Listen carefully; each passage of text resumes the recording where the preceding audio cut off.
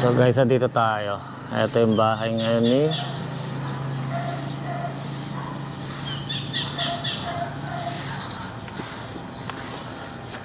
ang may-ari na ito ay si Simon Tixon, koronel ng hukbong revolusyonaryo sa Bulacan. Isinilang sa San Miguel de Mayumo, Bulacan, February 5, 1861. Lumagda sa konstitusyon ng Biak Tabato, 1897. Inatasan ni General Emilio Aguinaldo na pamunuan ng pagkubkob ng puwersang Espanyol sa simbahan ng Baler. Ngayon, sakop ng lalawigan ng Aurora, 1899. Ito, luwagda sa kasunduan ng pagsuko ng mga Espanyol sa pangunguna ni Martin Cerezo noong Hunyo 2, 1899. Lumaban sa digmaang Pilipino-Amerikano, 1899. Sumuko noong February 12, 1901. Ipinatapon sa Guam, dulot ng hindi pagkilala sa pamahalaang Amerikano. So ayan, yumao. September 1902, isang taon lang yumao. November 15. Isang taon lang pagsuko niya, no? So what's up guys? Andito nga po pala kami sa bakuran ni General Tixon. Ito yung bakuran, at ito yung bahay. Pinayagan tayo ng isa sa caretaker na masilip yung baba ng loob ng bahay ni General Tixon. So ito po si Madam. Pinayagan kami mag-public viewing sa baba lang kasi yung taas private na. Hindi na kami pwedeng umakyat doon. So dito yata. Dito po, Madam. May tao naman po siguro doon. Po, sige po. Salamat po.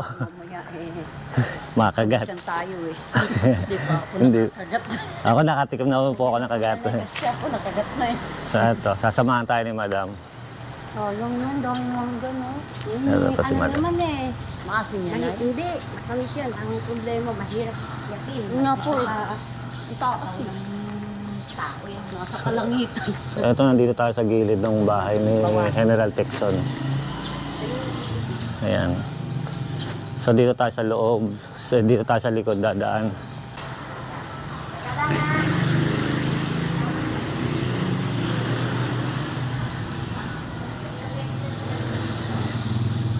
Buksan. Marami pong paniki. So, Madam, ilang taon na po kayo rito? 11 years. 11 years. Meron naman po bang ibang kakaibang ano rito? Meron, hindi mo naman may aalis yung matanda na 1805. 1805 po itinayo to. Hindi niyo ba nabasa yun? Papa, nandun po sa ano? So, andito na tayo. Ito na. Ayun yung pinakalumang repo. Nilalagyan ng gasol sa ilalim. Okay. So yun guys, ito, pinapasok tayo. Andito yung mga lumang gamit. Ito yung west yung house. Ito yung kauna-unahang rep. Mga anong taon kaya ito? 18s. 18s. At saka ito. So talagang plain lang po talaga yung baba niya. No? So, ito yung... Di ano yan, di gasol. Para dyan ang ito. gasol po yung pinakaano niya. Hindi Yung, yan. yung dito para lumamig. Kasi hindi pa yata uso ang kuryente dati. Kasera. Tapos ito po, ito yung karwahe na Ng puon. phone po. So, Puon dito, si San Pedro at saka si De La Rosa. San Pedro po at sa De La Rosa. Bali yung dalawa po. Opo. So, yun.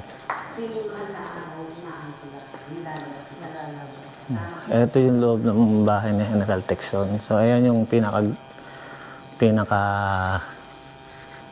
gate. Yan yung main gate. Alam niyo ba kung bakit? Wow.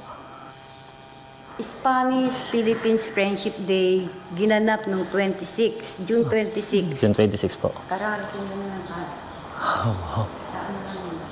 So, eto. Yung Secretary ng Tourism dito. Yung Secretary po ng Tourism, nagpunta rin po rito noong 26. Pati Secretary Tourism ng Spanish. Spain. So, ito po ba, original pa po ito, ano? Itong hagdan. Si Gob, si Mayor, si Vice. Okay. Okay lang po, yung sapatos po. Okay lang po yung sapatos. Ako, tanggalin ko na po yung ano, yung medyas. Mag-medyas ka na lang. So ito po, original pa po itong wala pa pong restored teeth. Pati itong upuan po, no? Anong kabit kaya po? Nara ko lang. Nara. Ang galing ng floor, oh. So ito, aakit tayo sa second floor. Magsiselfie ako. Galing. Ito yung ano, pati yung ano. Marami nga pong gustong nagdaan dito, nagsiselfie, pinangaan sa profile nila. Ito na yung ano, ito yung hagdan, original pa rin talaga yung hagdan. Dito mo yan, lahat dyan. Pagkaba ko si Mama. Nara po, no? Ito Alam mo Nara. na kayong mamangha sa taas. Sa taas po. Yun, i-guide po tayo ni Madam. Saan dito tayo ngayon? Second floor ng bahay ni General Texon. So masisilip natin. Namahay din dito si Aguinaldo. So pumunta rin po siya rito. Kaya po ito ay ano lang mga tourism. Dahil dun sa ano yan. So, ito yung silid. Anong tourism? Ito po yung silid pagpupulong. Hindi. Pinakasala sila. Okay, pinakasala. Ano, kwarto ni Aguinaldo dati. Ito pa yung kwarto ni General. Ni Aguinaldo. General Texon. General Texon po. Kami Aguinaldo. So, ito yung kama nila. Ayan, yung ginagamit ito yung araw. Ito pa po talaga yung ano ni General. 1805. 1805. So, makita mo talaga buong buo pa. Ito may konting ano lang. May konting punit. Pero yung kahoy niya, Kung may-ari. Kasi private na kumahin. Ang may-ari nito, secretary.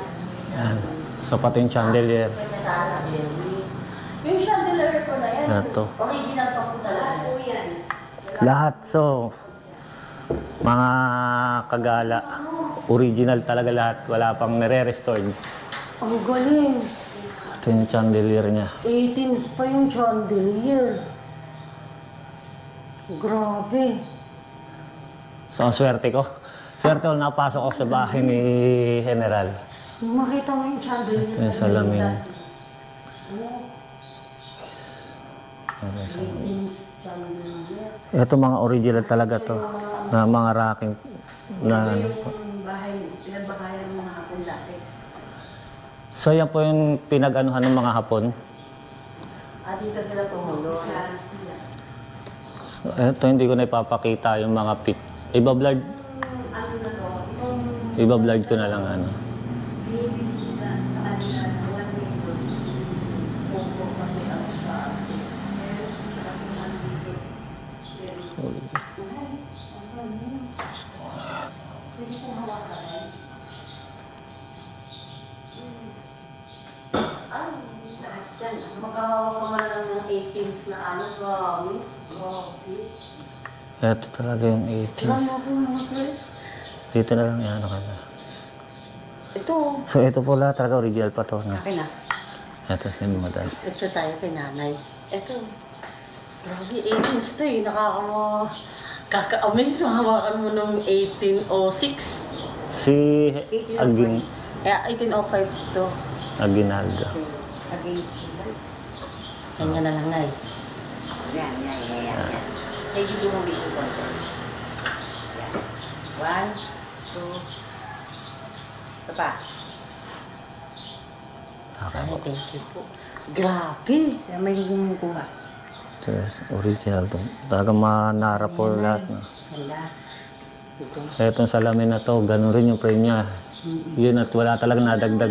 Walang nadagdag. Walang nadagdag, walang na-restore sa bahay na ito.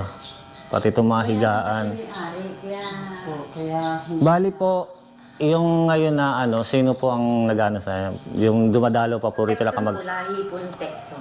Yung pang ilang generation na po. Siguro mga 5th generation. Mga pang 5th generation na po. So, Family ano nila, 3. tumitira pa rin po. Pagka dumadalo sila rito, Mahal na araw. mahal na araw nandito pa sila. yung puon. Opo, Okay. Kasi yun kasi ang ano dito sa San Miguel eh. Yung restaurant na to, sagrado, parang sagrado lang.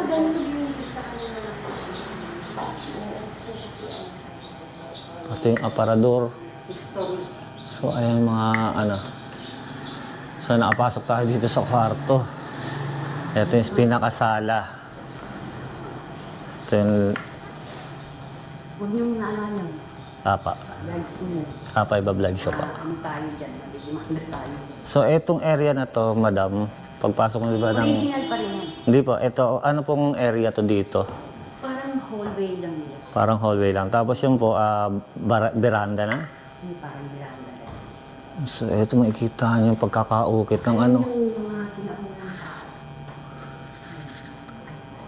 tao. Sila po. Aguinaldo yan ah. Ito po si Aguinaldo. Ano doon si General Tecson? Wala siyang picture na ganyan doon sa ano, no? Sa mismong... Sa Cavite. Oh. Na ganyan ang itsura niya. Ayan, no? So, ito yung mga sinauna po talaga na nakatira rito.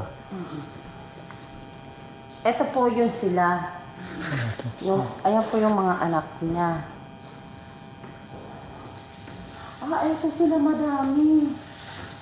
Tapos yung kwarto po na yan, kwarto rin po yan. Ginawa nilang private room yan.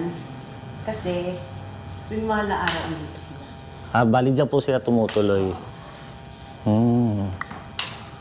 Ayan. Yan, pati yung chandelier na yan, talagang nung unang panahon pa talaga nila ng 18 hanggang ngayon. Ang ganda nung pagkaka... Maganda yung pababa. Magpapipiti. Tapos ito yung ano, so makikita niyo yung ukit ng ano. Ito yung ano, meeting place nila. Ganda nung aparat. Ito nung araw, ito yung pinagsasabitan ng sindero, pope, ng lalaki ha. Ito yung meeting nila. Ito yung lamesa sa meeting. So pupunta tayo dito kasi yung ano. So ito rin. Ano yung base nila daw? Ito yung lamesang pinag-meetingan nila noon. Dito yung kwarto na yun. Opo. Dito tinatanggap yung mga ano, bisita. Diyan sila nag-meeting. Pag may meeting lang sa kanila, ginagamit tong hall na to. Etong hall na to. Ang pinto niyan, dalawa. Isa, dalawa. Para pagka yung may mga sumugod na hapon. Oh, may ano po to, may exit po. Ito, kung nakita mo dito, So ito yung ano. kasi hindi ko eh. Tagusan yung mga ano, pinto. Ito.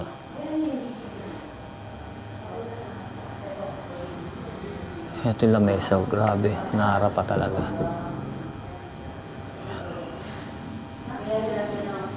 Tapos ito yung mga frame.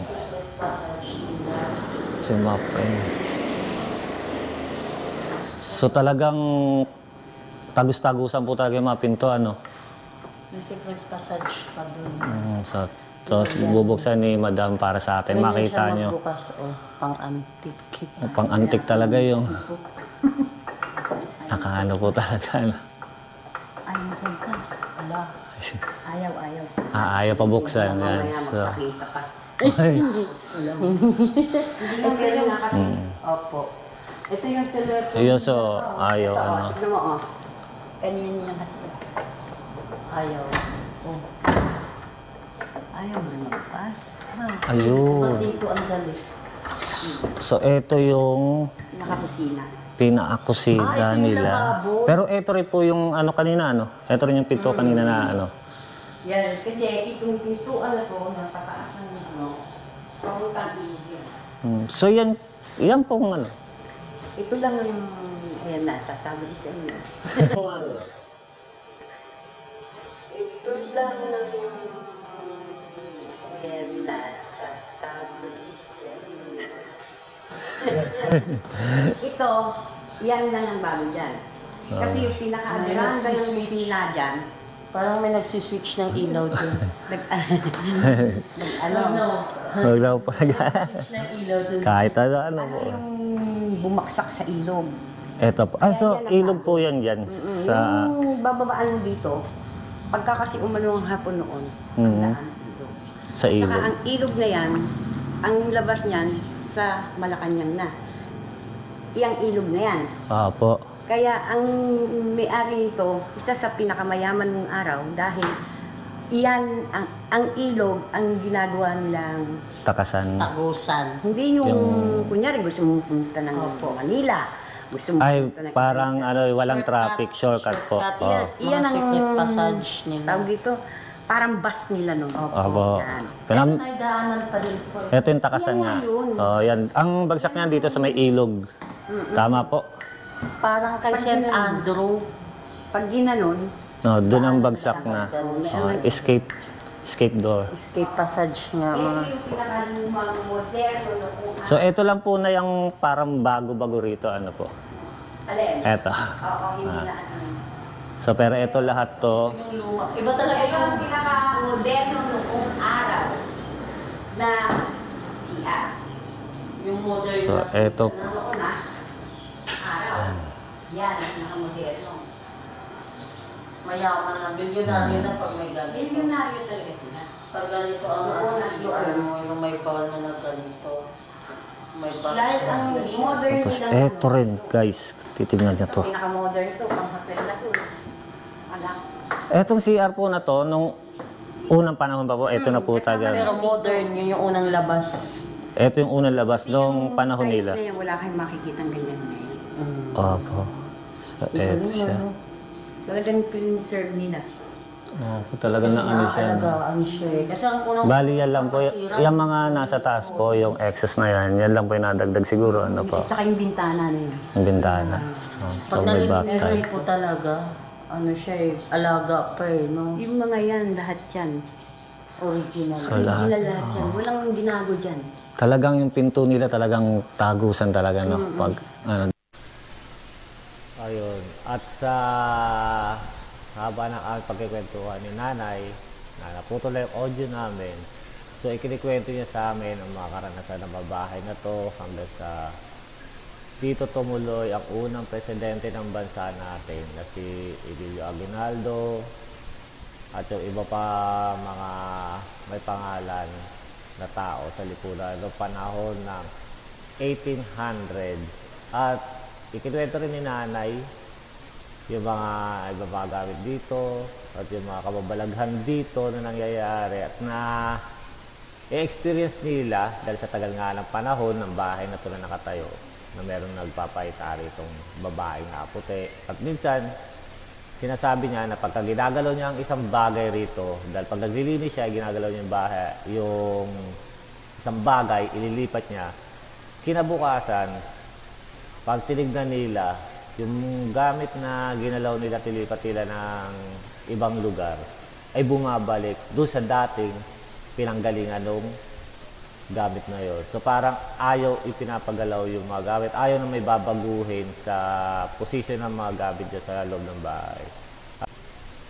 At mismo kami rin nakasaksi at naramdaman rin namin na talagang meron dito. Dahil doon sa unang video na nandun kami sa may kusina, ilang beses lumagitik ang switch ng ilaw dito. Which although sabi naman ni Manang, wag na lang raw namin pansinin kasi yun nga, ganun nga raw pagka may tao dyan, kahit siya na-experience niya, na pag-umakit siya dyan, minsan hinahawakan yung kanyang batok, minsan nalalamig siya. Pero kami, ngayon, pinaramdaman din kami. Pero buting araw, sabi ni Manang, hindi pa raw nagpakita na parang usok. Kasi minsan daw madalas siya nakikita yun.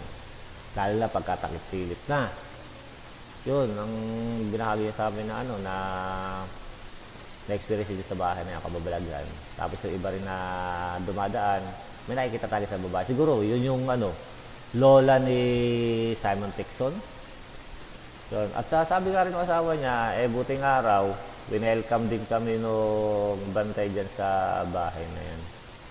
Yung iba, lalo na rin noong June 26 ba, nung sinelebrate yung Philippine-Spanish Friendship, marami rin dyan kababalagan na naranasan. So yun, hanggang dito na po yung ating kwento, yung pagtatapos sa pagtutur namin dito sa loob ng bahay ng isang taong makasaysayan sa mundo. At pasalamat rin po kami sa caretaker dahil pinayagan niya kami makapasok at makita ang loob ng bahay ni Simon Tixon. Alam po, salamat. Hanggang sa mga susunod nating video, kung hindi pa kayo nakasubscribe, subscribe na po kayo kung gusto nyo malaman yung aming mga ginagawang video pa rito. At yung mga gagawin pa namin video para maging updated po kayo sa lahat. Hanggang sa muli, salamat at salamat at salamat.